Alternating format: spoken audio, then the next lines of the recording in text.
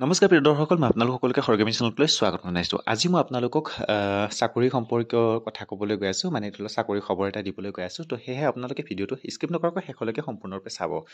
চ' এয়া আপোনালোকক চাওক, মই আপোনালোকক ক'বলৈ গৈ আছোঁ এপিডিচিএল ৰিক্ৰুটমেণ্ট 2025 বৰ্ষ। 25 বৰ্ষৰ যিটো এপিডিচিএলৰ ৰিক্ৰুটমেণ্ট আহিব, সেই তাৰ বিষয়ে আপোনালোকক মই কৈ গৈ আছোঁ। আপোনালোকে স্কিপ নকৰাকৈ ভিডিঅ'টো সম্পূৰ্ণৰূপে চাই গৈ থাকিব। এয়া চাওক, মই প্ৰথমতে কৈ দিছোঁ আছাম এপিডিচিএল ৰিক্ৰুটমেণ্ট 2025।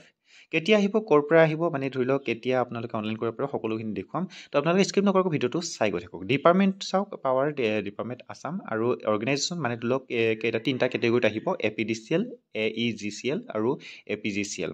তাৰপিছত আপোনালোকে পোষ্ট আছে চাওক, ধৰি লওক এছিষ্টেণ্ট আছে, ড্ৰাইভাৰ আছে, সহায়ক আছে, আৰু টোটেল ভেকেঞ্চি আছে 5,000, আৰু 8 পাছ, 10 পাছ, 12 পাছ গ্ৰেজুৱেশ্যন তেওঁলোকে কৰিব পাৰিব। আৰু তাতে এপ্লিকেশ্যন ফিজটো আছে 47 টকাৰ পৰা 297 টকালৈকে। তো আপোনালোকক মই ভিডিঅ'টো কৈ গৈ আছোঁ।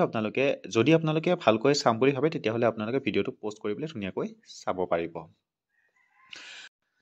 চাওক, আপোনালোকে সুন্দৰকৈ ইয়াতে দেখিবলৈ পাব এপিডিচিএল ৰিক্ৰুটমেণ্ট 2025 বৰ্ষ বুলিকে name of the recruitment, name of the department এই ধুনীয়াকৈ বুজাই থৈ দিয়া হৈছে। আৰু ইয়াতে কেটেগৰী আৰু এপ্লিকেশ্যন ফিজসমূহ দিয়া হৈ আছে।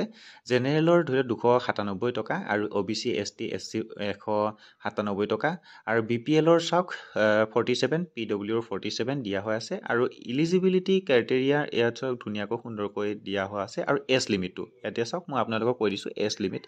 এজ লিমিটত ইয়াত লিখা আছে as per the government norms and এনেকুৱা ধৰণৰ এইখিনি যে লিখা আছে, ইয়াত মানে লিখা আছে যে 18 বছৰৰ পৰা 38 বছৰৰ ভিতৰত হ'ব লাগিব, আপোনালোকে তেতিয়া এপ্লাই কৰিব পাৰিব। আৰু ইয়াতে যে লিখা আছে মিনিমাম এজ আৰু মেক্সিমাম এজ 21 বছৰৰ পৰা 38 বছৰ বুলি যে লিখা আছে, মানে ইয়াতে this lower age limit is 21 for only engineering পষ্টৰ বাবেহে, মানে কম বয়সটো 21 বছৰ হ'ব লাগিব। 21 বছৰৰ পৰা 38 বছৰৰ ভিতৰত, মানে যিসকল ইঞ্জিনিয়াৰিং আছে, ইঞ্জিনিয়াৰিঙে এপ্লাই কৰিব, তেওঁলোকৰ কম বয়সটো মানে 21 বছৰ হ'ব লাগিব। 21 বছৰৰ ওপৰত 38 বছৰৰ ভিতৰত হ'ব লাগিব, তেতিয়া তেওঁলোকে পাৰিব।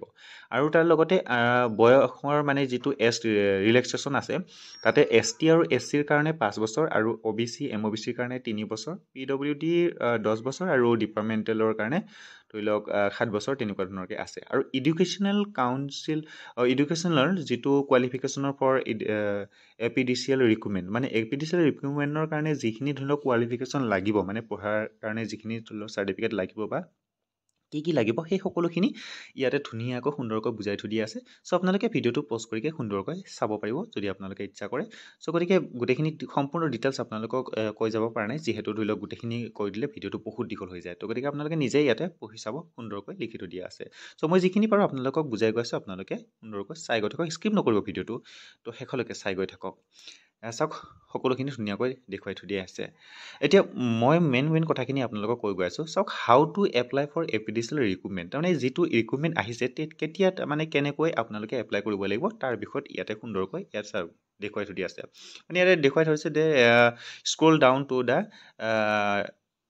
ইম্পৰ্টেঞ্চ, মানে ধৰি লওক য'ত মানে হেৰি কৰে তলখিনি চাব গৈ আছে। গতিকে আপোনালোকে চাই গৈ থাকক, মই স্ক্ৰল কৰি পেলাই আপোনালোকক দেখুৱাই গৈ আছোঁ। যিটো ধৰি লওক নটিচ আছে ইম্পৰ্টেণ্ট ডেটছ এপিডিচিএল ৰিক্ৰুটমেণ্ট, তাৰমানে কি নটিফিকেশ্যন ৰিলিজ ডেট, মানে ধৰি লওক নটিফিকেশ্যনটো আহি যাব, মানে কেতিয়া এপ্লাই কৰিব লাগিব বুলি পেলাই নটিফিকেশ্যনটো আহিব জুন মাহত, আৰু অনলাইন ডেট কৰিব লাগিব আপোনালোকে জুলাই মাহত, আৰু লাষ্ট ডেট থাকিব আগষ্ট মাহত। মানে ধৰি লওক যিটো নটিফিকেশ্যন আহিছে, সেই নটিফিকেশ্যনটোৰ মানে ধৰি লওক অনলাইন কেতিয়া কৰিব লাগিব, বা কিমান তাৰিখলৈকে ষ্টাৰ্টিং ডেট আছে, আৰু কিমান তাৰিখলৈকে মানে ধৰি লওক লাষ্ট ডেট আছে, সকলোখিনি আপোনালোকে দেখিবলৈ পাব নটিফিকেশ্যনটো যিহেতু আহিব। এইটো ধৰি লওক ফাৰ্ষ্ট নটিফিকেশ্যন, ছেকেণ্ড নটিফিকেশ্যন আপোনালোকে পাই যাব কেতিয়া কেনেকৈ এপ্লাই কৰিব পাৰি। চাওক, ইয়াতে অনলাইন এপ্লাই হ'ব। এইটো ধৰি লওক সম্পূৰ্ণৰূপে আপোনালোকে এই চাকৰিটোৰ এপ্লাই কৰিবৰ কাৰণে অনলাইন কৰিব পাৰিব।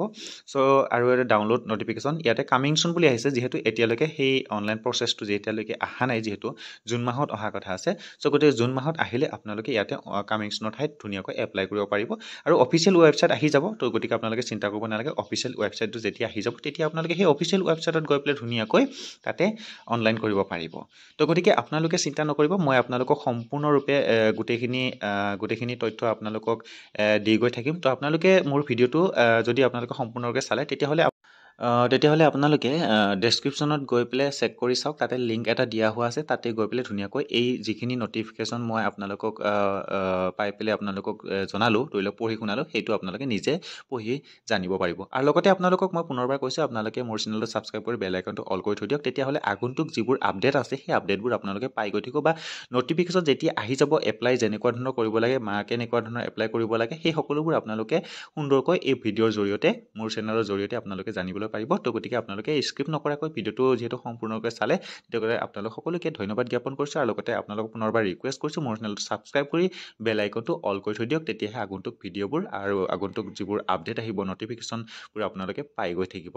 তো আজিলৈ ভিডিঅ'টো ইমানেই। তো আপোনালোক সকলোকে বাই বাই, পুনৰ লগ পাম এক নতুন খবৰ লৈ।